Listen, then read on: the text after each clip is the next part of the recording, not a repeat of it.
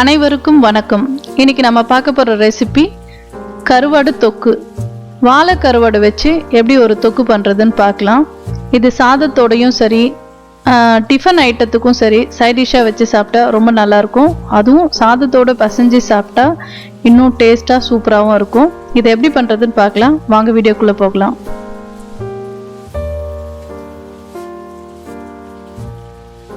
Cut பண்ணி எடுத்துக்கிட்ட வாழை கருவாடை சுடு தண்ணியில் நல்லா ஊற வச்சுக்கலாம். இப்போ நம்ம ஒரு இரும்பு கடாய் எடுத்துக்கோங்க. இது நல்லா சூடான உடனே நம்ம இப்போ ஆயில் சேர்த்துக்கலாம். ஒரு 100 ml அளவுக்கு ஆயில் சேர்த்துக்கோங்க. ஏன்னா நம்ம அதிக அளவு தொக்கு பண்ண போகிறோம். ஸோ 100 ml ஊற்றிக்கோங்க. அதோட கடுகு சேர்த்துக்கோங்க. இப்போ இதோட நறுக்கிய பூண்டை சேர்த்துக்கலாம். இப்போ நான் இந்த தொக்கு செய்யறதுக்கு 1/2 கிலோ அளவுக்கு பெரிய வெங்காயம் எடுத்து பொடியாக கட் பண்ணி வச்சுருக்கேன். அதையும் இதோட சேர்த்துக்கலாம். உங்களுக்கு கம்மியான அளவு தொக்கு பண்ணால் நீங்கள் கம்மியான 1/4 கிலோ எடுத்துக்கிட்டால் கூட போதும். எனக்கு தொக்கு அதிகமாக வேணும். ஸோ அதனால் நான் 1/2 கிலோ அளவுக்கு வெங்காயம் எடுத்திருக்கேன்.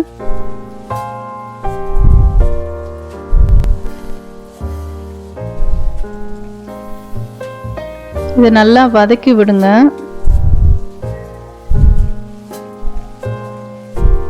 இப்போ நம்ம வெங்காயம் வதங்கிறதுக்காக எப்பவுமே ஆட் பண்ணுற மாதிரி 1/4 டீஸ்பூன் மஞ்சள் தூள் ஆட் பண்ணிக்கலாம்.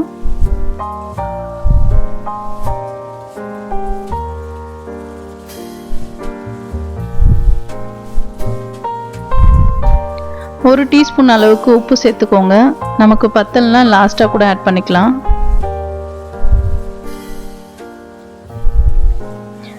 இப்போ நல்லா வதக்கி விடுங்க. நல்லா ப்ரௌனிஷ் ஆகிற வரைக்கும் நம்ம வதக்கி விடணும். இப்போ பாருங்க, நல்லா வதங்கிடுச்சு.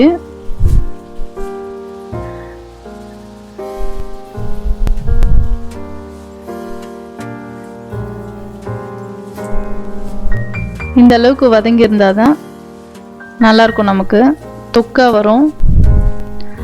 அடுத்தது நம்ம 1 கிலோ அளவுக்கு நான் தக்காளி எடுத்து கட் பண்ணி வச்சிருக்கேன். அதையும் இதோட சேர்த்துடலாம்.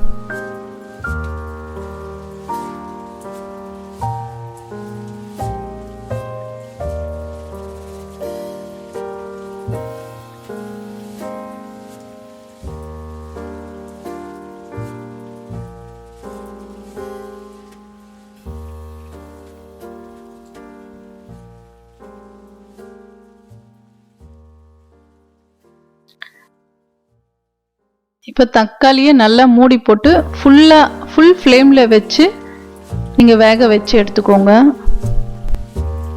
நம்ம மசாலா ஆட் பண்ணதால ஃபுல் ஃப்ளேம்லேயே வைக்கலாம், ஒன்றும் பிரச்சனை இல்லை. இப்போ பாருங்கள், நல்லா தக்காளி வெந்து இருக்கு. இப்போ நம்ம மசாலாவை ஆட் பண்ணிக்கலாம். குழம்பு மிளகாய் பொடி 3 டீஸ்பூன் ஆட் பண்ணிக்கோங்க. அதோட கோரியண்டர் பவுடர் 1 டீஸ்பூன் ஆட் பண்ணிக்கோங்க.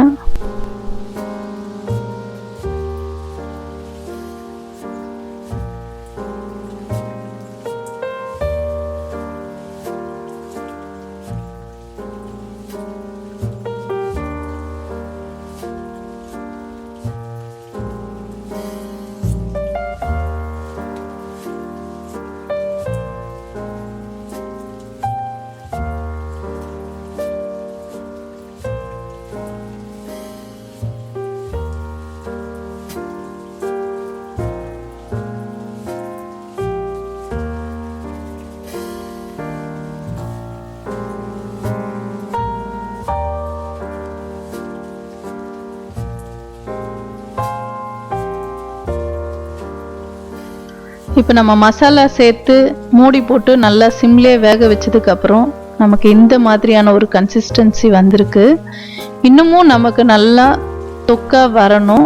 ஸோ அது வரைக்கும் நம்ம வேக வைக்கலாம். இப்போ நம்ம எடுத்து வச்சிருக்க கருவாடு துண்டுகளை இதோட சேர்த்துக்கலாம்.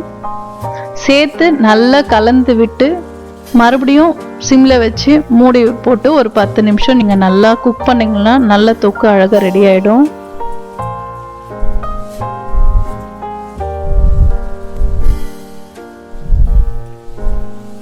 நல்லா கலந்து விட்டுக்கோங்க. இப்போ இதை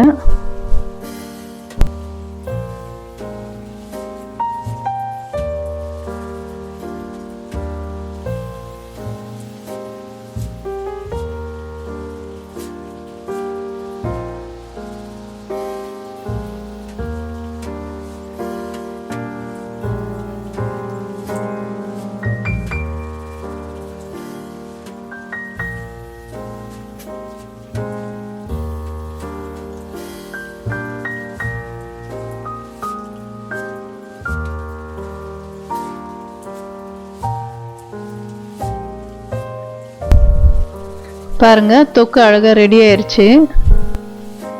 நம்ம 1 கிலோ தக்காளி போட்டோம். இங்கே பாருங்க வாழை கருவாடு இதான். நீங்கள் உங்களுக்கு தேவையான அளவுக்கு பீஸாக கட் பண்ணி போட்டுக்கலாம். இது வந்து சாம்பாருக்கு வெறும் வாழை கருவாடை வறுத்து வச்சு சாப்பிட்டாலும் ரொம்ப டேஸ்டாக இருக்கும். பாருங்க அழகாக தொக்கு ரெடி ஆயிடுச்சு. இப்போ நம்ம ஒரு பவுலில் சர்வ் பண்ணிக்கலாம். வாழை கருவாடு தொக்கு ரெடி ஆயிடுச்சு.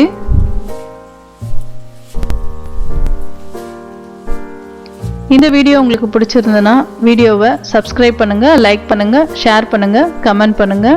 நன்றி.